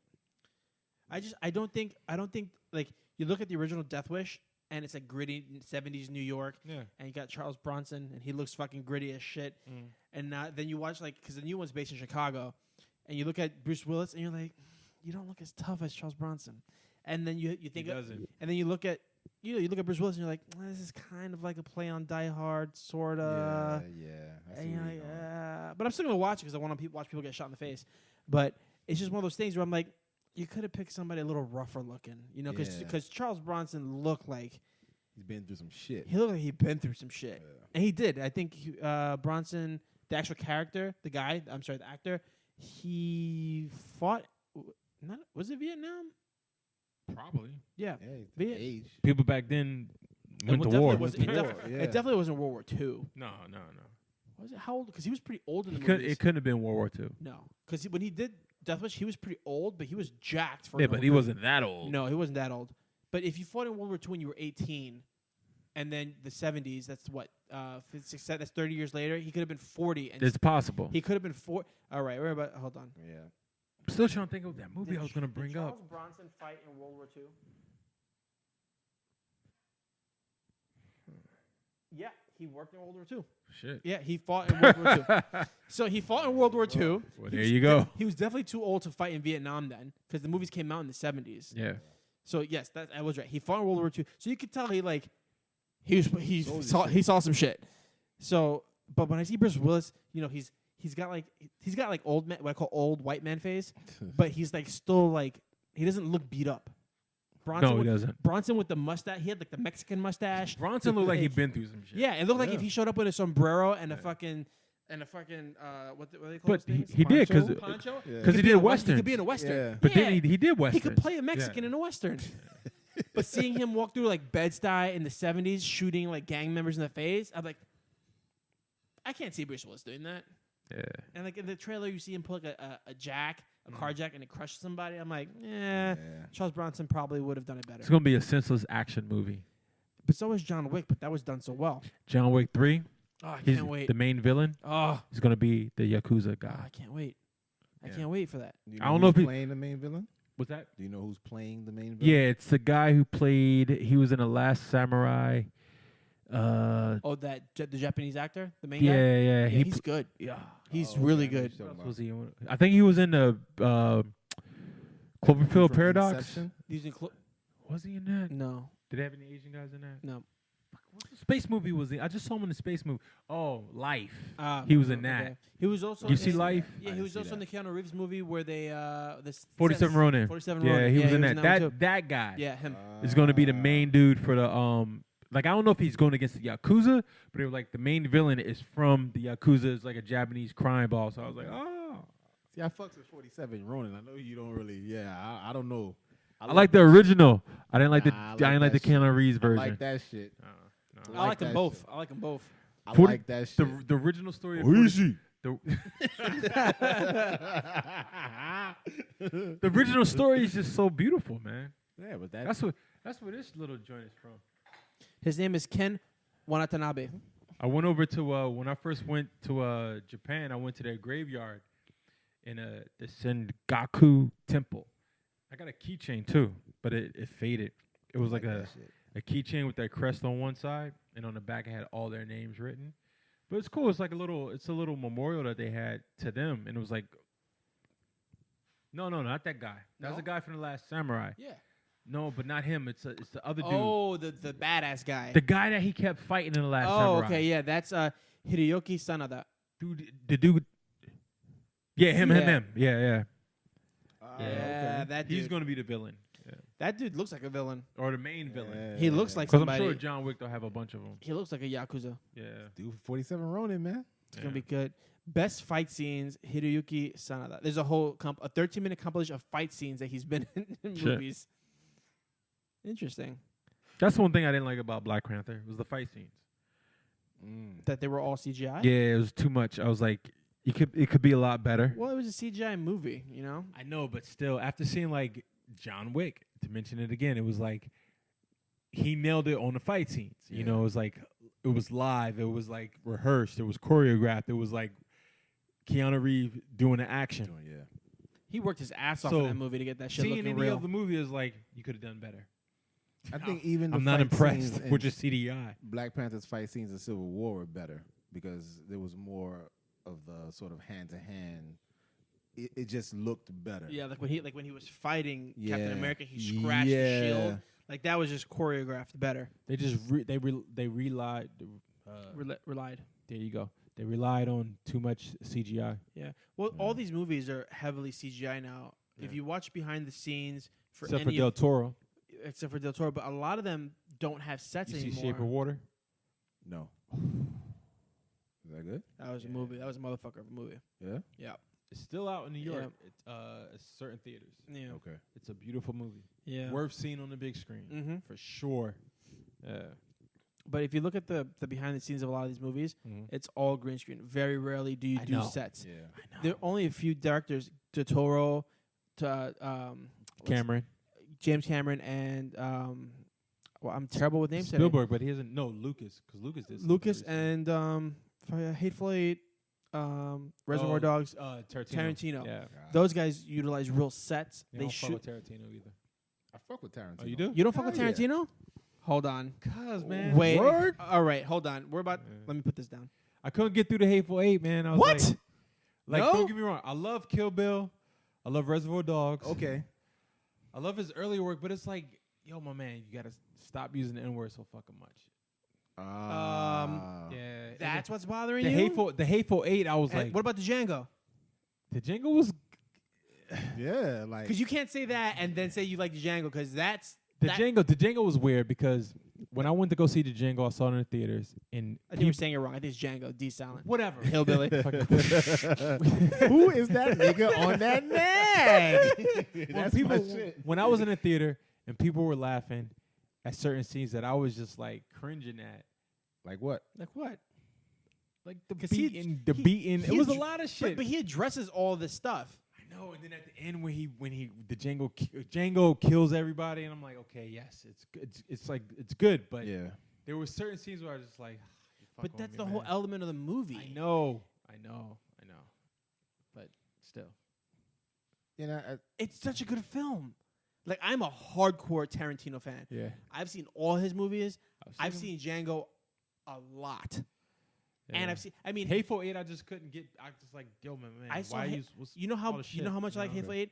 I went to the 70mm showing with the intermission at Lincoln Center. Whoever they had running that fucking projector didn't know what they were doing. The entire movie was tilted slightly. You could see the sprockets running. I still sat through that bitch. That movie. I mean, it wasn't his best movie. I think his best movie is Inglourious Bastards. I saw that. I hope you did. It's one of the best movies ever made. Like I said, I've seen his work. But Hateful Eight, the last one, I was just like... I thought the Hateful Eight was good. I thought it was a little overhyped. I mostly watched it because, one, he brought back 70mm. Okay. He brought back Panavision lenses that hadn't been used since Ben-Hur. And those lenses have gone on to be used in other movies that have come out after because he brought them back and had them fixed and made to adapt it to digital cameras. He does a lot for cinema, which is what I appreciate. Yeah. I appreciate his movies. Reservoir Dogs is one of my favorite movies ever. Great movie. Pulp Fiction. Who doesn't love Pulp Fiction? Like he is I put him up there with Scorsese. I put him up there with Coppola. I put him up there with all the greats.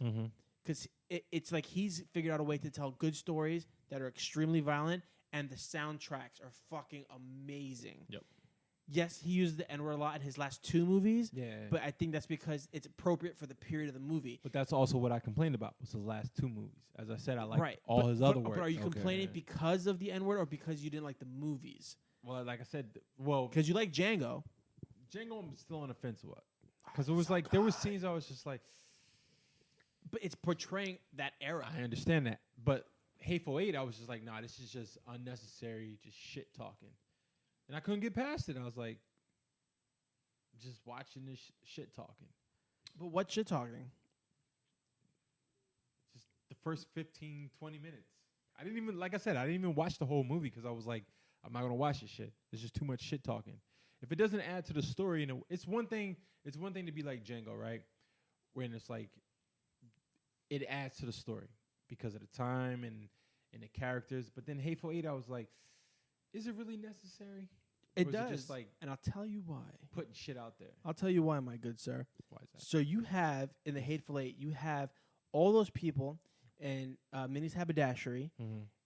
There's one black dude in the entire movie who is perhaps the single person in the movie that you want to survive. Okay. Right. He's got the letter from Lincoln, allegedly. Allegedly. And he's the one putting in the most work. He also has the most to lose in this entire thing because he's connected to almost every single action. For every action that happens, he barely skirted death. Okay. From drinking the poison. Like his character is so central to that entire movie. The movie's almost centered around him, even to the very last part of it. And he kills almost every white person in the movie. I didn't get that far. You didn't watch the whole movie? I told you that. I thought you would have finished it. 15 But I minutes. thought you stopped watching at 15 minutes? Yeah. Oh, you gotta watch the rest of the movie, man. Hateful Eight. Yes. I just kind of spoiled it. He killed all the white people. But let's talk But about it may be one of Samuel Kill Bill Jackson's 3. best motherfuckers. What he does to that old white man, the old...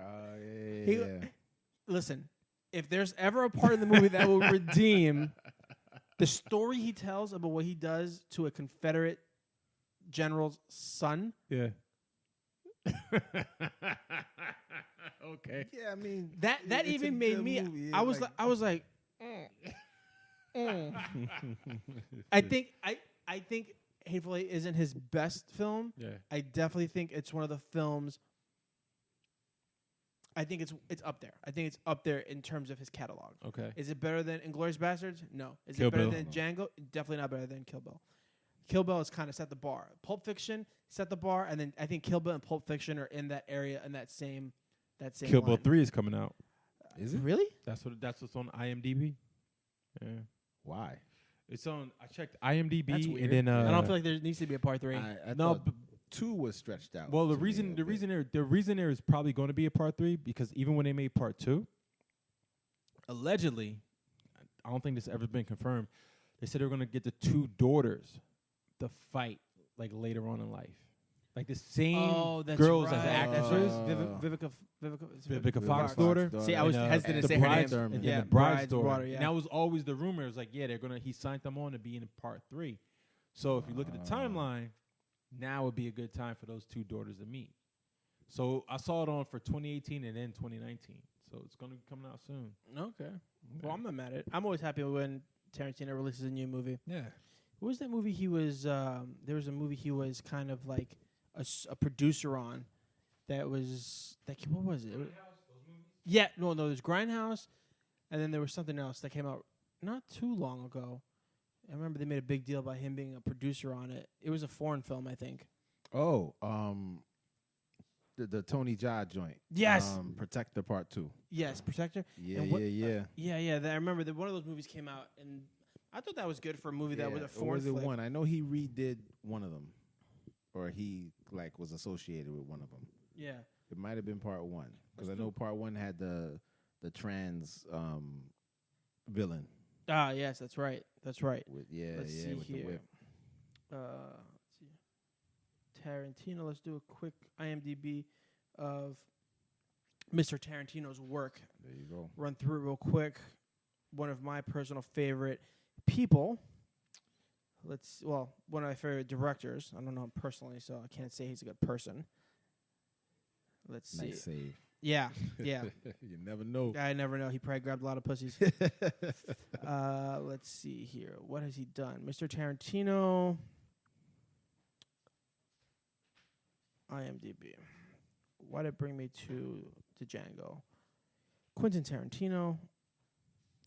Movies. Let's see here. Okay, so we have Pulp Fiction in 94, Django Unchained in 2012, and his most recent film, The Hateful Eight, in 2015. I can't believe that came out that long ago. It felt like it came out much. Yeah. Inglourious Bastards in 2009, Kill Bill Volume 1 in 2003, Reservoir Dogs in 92, Jackie Brown in 97, which was a great movie. Yeah. Death Proof in 2007, which was fucking terrible. From Dusk Till Dawn. But he acted in that one, and that was a good movie. I think that was probably his best acting role and George Clooney's best acting role. Did you watch the TV show of that? Yeah. Sin City, that's what it was. Sin City was that movie that I saw, and I was like... Robert Rodriguez. What, Sin City? Yeah, 1 and 2. San Antonio guy. Right. So he was the producer. Yeah. Yeah, that was the movie I was remember. He was the producer on that. I was trying to figure out which one. Desperado, he was a producer on. What about El Mariachi, the first one? Natural Born Killers. I remember that. I remember seeing the poster for Natural Born Killers in the local video store by my house growing up. And I remember back when video stores had like the green see-through case to hold the VHSs. Natural Born Killers, the first reality show. You remember that? Because they had commercials in that shit. Yep. Yeah. And the way they filmed it was like, with Robert Downey Jr. as the main character. He was like a reality show. Wow, they already have the poster art for Kill Bill 3. Told you. Oh, shit. What is it? You can't just... Yeah, I'm pulling it up. The phone's... You changed your Wi-Fi, so I don't got fast internet. Oh. So that's... Yo, you know what this new router, I can have a guest Wi-Fi account. Really? Yeah, I can add up to like 5 people. So if I don't want to give you my main account, I can give you the guest account, and the guest account you can't hack into my computer from there. Huh. I was like, oh, this shit is fucking cool. technology. Yeah, man. I think... was that official Kill Bill 3 poster? I don't know if it was official. It looked kind of sketchy. Yeah, it looked a little sketch. But I think you should finish watching The Hateful Eight. I think it's on Netflix. It's on Hulu. Yeah. I'll give it another try. If you have to fast forward past the first 15 minutes, do it. I've never said he was a bad director. I'm just saying like certain things will rub me the wrong way. Right. But I think if you that was one of those things. Yeah, if you give it a chance, yeah. I think you'll be very pleased with how the movie. I think they could have cut the movie a little shorter. It was, for my taste, it was pretty long, especially sitting in the theater watching it. Okay. But at the end of the movie, I was satisfied. I was like, that was a Tarantino movie. Like here's a perfect comparison, right? And this is one movie that we've always talked about. Liar? And this is one movie that we've always talked about on this podcast is Shot Callers. Oh, I love that movie. We always talk about this movie. Okay. But it's a prison movie. Yep. It's a prison gang movie at that. But think about how many racial slurs they used in that movie. They didn't have to. Exactly. But when they did, they would make up new words. Sort of. Right? But you knew what they were saying. But a lot of it was implied. But it's different. But that's my point. Right, but it's different. That's my point. You don't always have to say the N-word. Right, but it's different. You can say some other shit. Of course. And Shot Callers was a perfect example. Well, it's different because it's a prison movie where your main protagonist is a guy who goes to jail and becomes a white supremacist and so is surrounded by people with Nazi tattoos. Yeah. So you can already infer what they think about black people and Mexicans. Yes. They don't have to say it. If you see a dude with a swastika, you know what he's thinking. most likely. I don't want to generalize all Nazis, but you know, whatever. But if you're going to do a movie based in the Wild Wild West, they said that word a lot. Yeah. And if I watched a Western movie and they didn't say it, I'd be like, is this a SJW movie? I would expect at least one. Even like Sons of Anarchy, they didn't say it a lot. But it's not the same thing. It's not the same thing. I don't expect bikers to show up and just be like, N-word. Why not? Because I don't. It's 2018. Depends on the type of biker. Sure. But if I'm Harley riding 1%ers, yeah. Well, yes. If they're black bikers, then yes, I expect to hear it. No, even white bikers. What are you talking about? I've never heard a whitebacker say it. Again, I haven't spent much time around bikers. Okay. So that may be that. All right. But I think it's very segregated. Yeah, but if we go back in time to 1874 to a small haberdashery wherever this movie takes place, I have a feeling you'd hear it a lot. All right. I think it'd be a real and again, the movie's fictitious, and I don't think he's aiming for realism.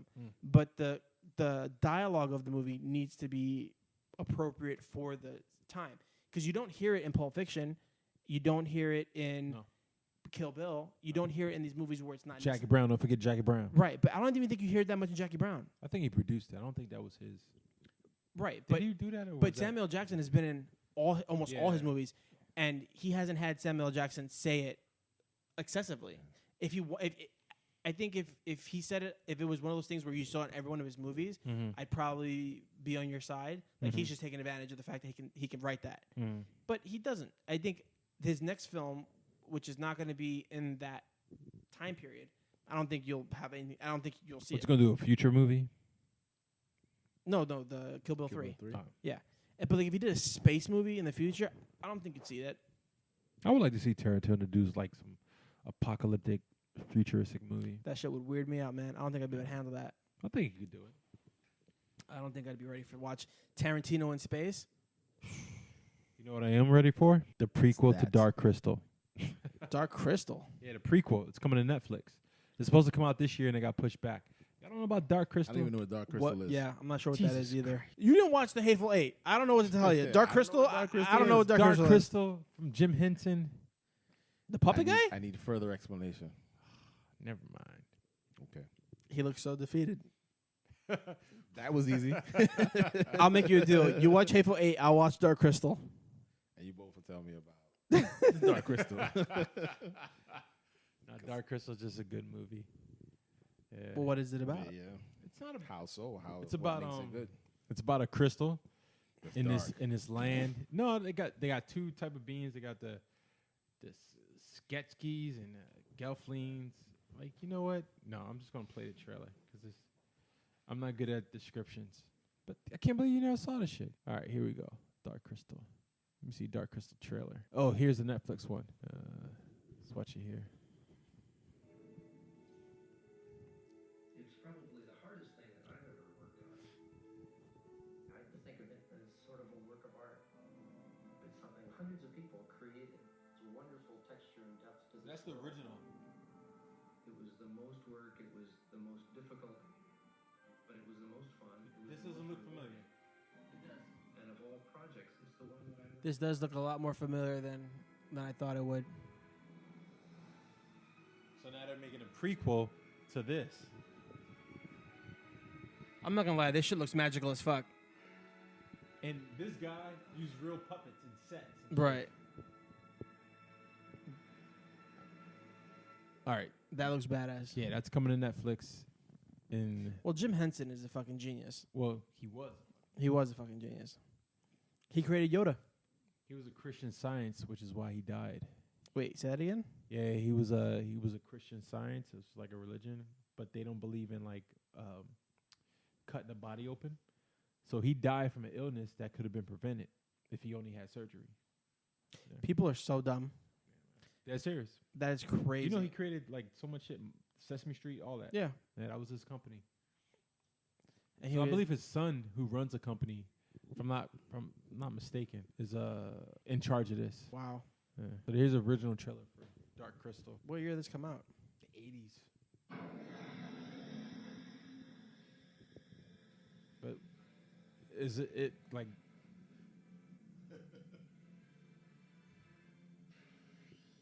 Yeah, this is a horrible one. It's not even. It's trippy.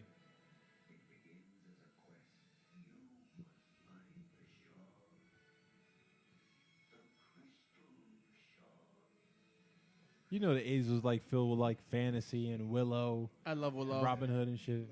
Conan the Barbarian. Yeah. The never-ending story. That too. That, The yeah. whole era. So, but this I dig it. this trailer is like I don't know. I'm coming in like, all right. I'm that taking trailer your was word for like it. it's not clear. Yeah. Or is the movie not clear? No, the movie. I got the DVD. Yeah. I watch it every now and then. You know? Hey, I can't knock it. Or can I? Okay, yeah. Here's a better one. It's all puppets. Yo, this trailer is like 1,000 times better than the one we just watched. Why are both of these on the internet? Oh shit! Wow. Yeah. The movie looks like 1,000 times better now that we're seeing an actual real trailer. And those are puppets. That's insane. Yeah, man. It's like a simple story, but it's more like when you watch it, it's just for like the visuals.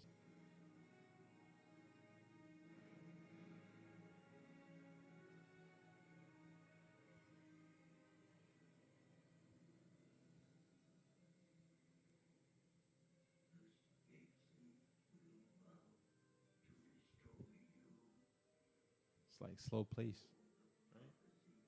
Say what? It's slow paced. Oh, I dig it.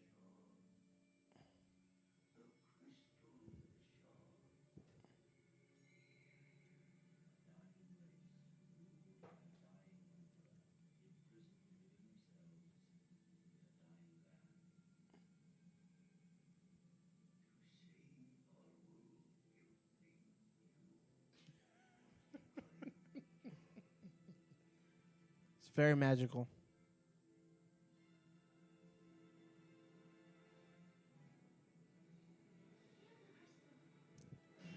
There was a one girl in jiu-jitsu who looked like a girlfriend. Yep. That's where I got it from. Oh my God. She looked like a girlfriend. I think that's her name. No, that wasn't her name. We'll talk off air. This shit look crazy. Oh, man. that bitch got stabbed. So the thing that's coming to Netflix is a prequel to this movie, because they were originally going to do a part 2. Okay. Jim Henson died, but then, like I said, his son is the company is going to take over and be like, oh, we're going to produce it like 20 years after the fact. And for some reason, that moved. The sequel never got made. So now Netflix put money into it, and they were like, well, let's do a prequel. So long story short, that's the movie I'm looking forward to seeing. In addition to like a bunch of other crappy remakes being made this year, like Pacific Rim 2. I didn't even see Pacific Rim 1. 1 is going to be a lot better because 1 was done by Del Toro, and part 2 is going to be done by somebody else. So, Part 1 was a good movie. yeah, I enjoyed it it. was a sleeper. Yeah, it was lot of very people good. Yeah, a lot of people didn't go see it. didn't. Yeah, I was like, well, Transformers just came out, so I watched the first Transformer movie. I didn't watch any of them after that. Yeah, the first one was good. I got the DVD. I don't like But the rest of them Transformers. were like, nah. yeah, there's just too much metal clinging around, Yeah. so you can't really see the fighting. Clear. I just could never get into story, Child LaBeouf, all these. I was just like, nah, nothing about this interests me at all. Nope. Nothing at all. Yeah. Bad news or what? No, it's just I'm trying to focus. My phone just keeps going off, ladies and gentlemen. It's one of those things. What else do we want to hit on? Any other topics we want to hit on today? We've I been think we going- drifted from the whole Wakanda Yeah. discussion. But that's the format, you know. Yeah. One thing right to another, and eventually we land on something. I did want to talk about the Black Panther more, but I feel like Go. it's endless. You know, it's like we didn't talk about the women of Black Panther, which was they did a phenomenal job, all of them. I know we talked about his sister a lot because you know she was a standout, but the rest of them, oh man, it's like it's endless. It's like that movie just opens up a bunch of doors to like a bunch of other things. And I think that was the main idea, but behind having this episode, because like when I invited Greg on, I didn't think we were going to talk about the Black Panther the whole time. Like just like we did, we went into other movies, right? Yeah. And I knew that was going to happen, but then again, it's like the whole thing with Black Panther was like it just created so many talking points, and I think there was something that we should have just shared, and we did. I think we did for the most part. Yeah, I think so. I mean, we could talk. I'm pretty sure we could talk for like another 2 hours. Bunch of rabbit holes, but yeah. It's like we're digging, you know. We can go down this route, or we can go down that route. Yeah, it's endless. I think we touched on the majority of how we felt about the movie. I think that was the point of doing. You stayed pretty quiet. I liked it. I didn't really. I don't have any opinions on it other than the fact that I enjoyed it. It's a great movie. Yeah. And I think that there's no real negatives to it unless you want to really nitpick something that's unnecessary to nitpick about. Acting was good, story was good, it was enjoyable, and it fits into the Marvel universe very well. And it's going to be, Black Panther is going to be a big part of Infinity Wars, so it's going to be real interesting to see. They take place in Wakanda. Yeah, that's in the trailer. Yep. Yeah, from the clip I saw, it looks like they're fighting on the Wakanda coast. Eager to see that. How that's going to play out. Yep, since they're opening up Wakanda to the world, I guess, I wouldn't be surprised if fucking, what's his name? The Mormons come in and convert people? Well, that too. But what's his name? Infinity Stone guy. I forget his name already. Thanos just shows up on Wakanda. He's like, hey, what's up? You know the original to that, right? Yeah. Issue 1. Mm-hmm. With the metal glove? Yeah. Yeah. Thanos is going to show up on the beach like, hey, what's up, guys? I heard you guys got vibranium. Yeah. All right. Well, do you want to wrap it up? Yeah, we can wrap it up. All right. Well, Greg, thank you for joining us. Thank you guys for having me. I had a great time. We appreciate you coming by. Smalls, do you want to do the outro with the social media stuff? You can find us at Chico and The Grin, Facebook, Instagram, Twitter. Although, just hit us up on Instagram because that's all we do anyway. Yep. If you like what you heard, feel free to leave us a review on iTunes or Google Play or wherever it is that you download this podcast from. Make sure you like the podcast. I got something else to say. All right. If you have something to say about the podcast, stop contacting Gomez. Contact the both of us so I can hear about it as well. At Chico and the Grin at gmail.com is the best place to do that. He's going to tell me whatever you say. So you might as well just send it to us directly. Send it in an email form. Don't be scared, homie. Yeah, there's no reason. Express yourself. We do not censor anybody. If you like what you hear, let us know you like it. If you don't like it, let us know you don't like it. Yes. We'd be more than happy to He's read going to your tell email. me anyway. Yes, and we will address it on the podcast. It's not a big deal, He's folks. He's going to show me the screenshots. Yep. He's going to tell me, yo, man, this dude said this shit. Yep. Or this girl said this shit. Yep. So just come at us directly. Come at me directly. You got a problem? Bring it. Yeah. And that is our show, ladies and gentlemen. That was episode 17. Thank you so much for joining us. We will see you next time. Have a good night. Later.